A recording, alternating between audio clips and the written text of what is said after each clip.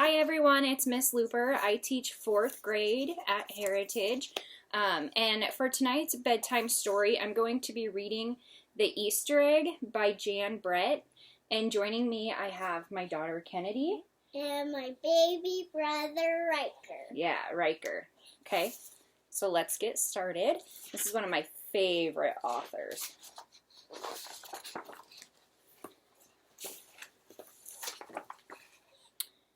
Cheer up, spring is here.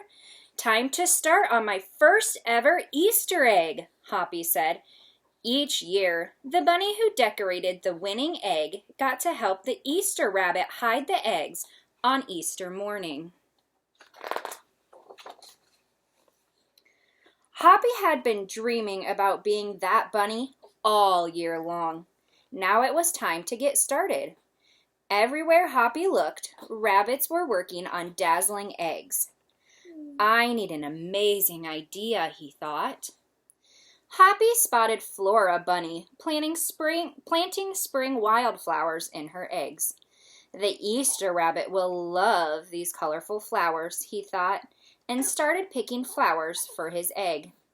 Here's a basket for your flowers, Hoppy, Flora said.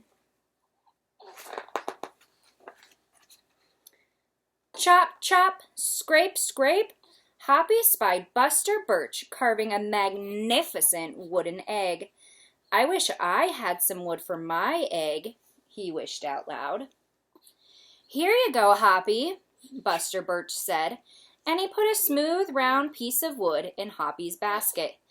Thank you, Buster, Hoppy said.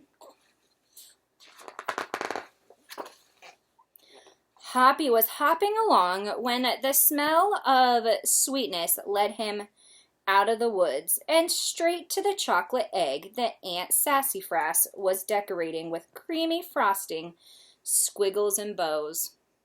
Hello, Hoppy, she said, and she put some chocolate squares in his basket. Hippity hop, Hoppy exclaimed.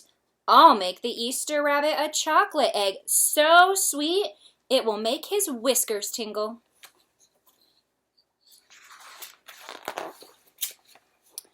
Then Hoppy saw Granny Irene decorating one of her fabulous story eggs.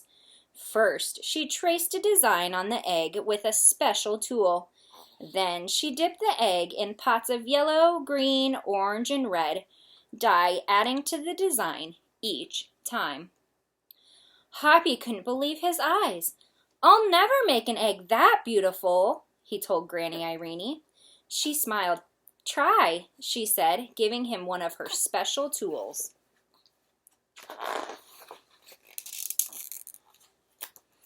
Hoppy was hopping by Hans Vander Rabbit's garden when he spotted extraordinary eggs. Hans was painting a portrait of the Easter rabbit, so real that he looked alive. Fantastic! Hoppy exclaimed. Thank you, Hoppy, Hans said. Why don't you make a painting on your egg? He gave Hoppy pots of paint and a fine brush.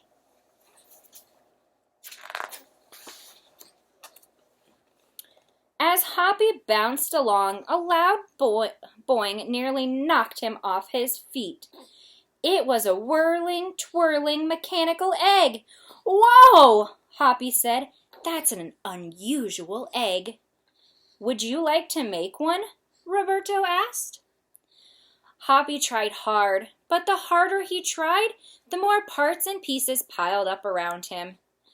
Thank you, Roberto, he sighed, but I think I better make the egg that is right for me.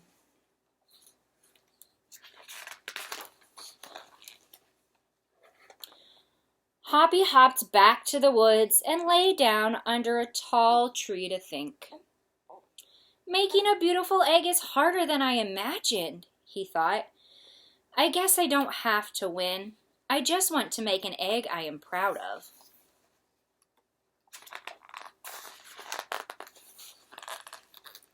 Suddenly, the woods rang with the squawking of birds sounding an alarm. Mother Robin swooped down, calling wildly as if she couldn't decide where to go. An egg had tumbled out of Mother Robin's nest. Inside the perfect blue egg was a baby robin that needed its mother to keep it warm until it hatched.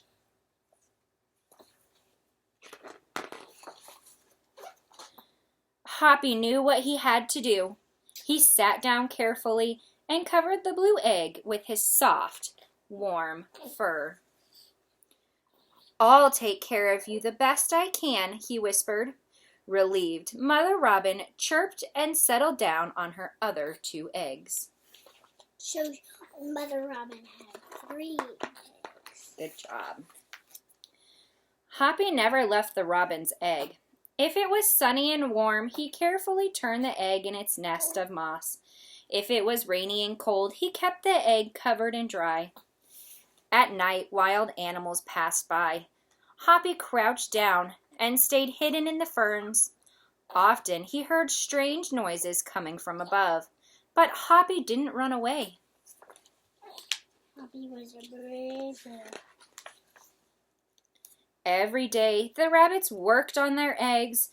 Tadpoles turned into frogs, buds swelled into leaves, and Easter came closer and closer. Finally, it was time for the rabbits to take their eggs to the glen. They had forgotten all about Hoppy, who was quietly sitting on the blue egg under the tall tree in the woods.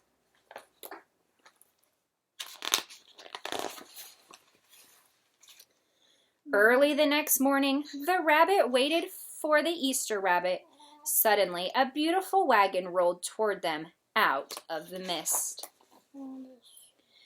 and stopped. The Easter bunny stepped down from the wagon and admired the decorated eggs, one by one. "You have brought the most beautiful eggs in the world, but a very special one is not here," he told them. The rabbits were puzzled. Whose egg could it be?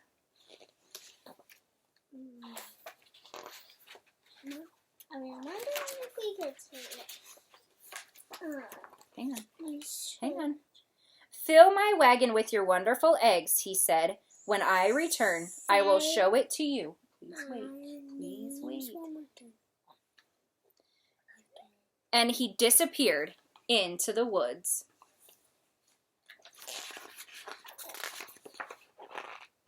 He came back with Hoppy, looking scruffy and bedraggled. Hoppy had an amazing egg to be proud of, the Easter rabbit told them. He has kept Mother Robin's egg warm and safe until her baby bird hatched, and she could take care of it. The Easter rabbit placed the empty blue shell in the place of honor atop the wagon. Now they were ready to go. The rabbits cheered for the egg that had surprised them all.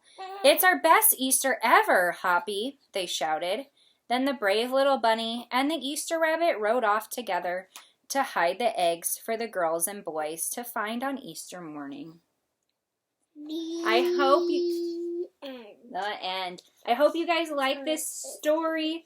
I hope you have a great rest of your spring break, and we'll see you back on Tuesday. Bye.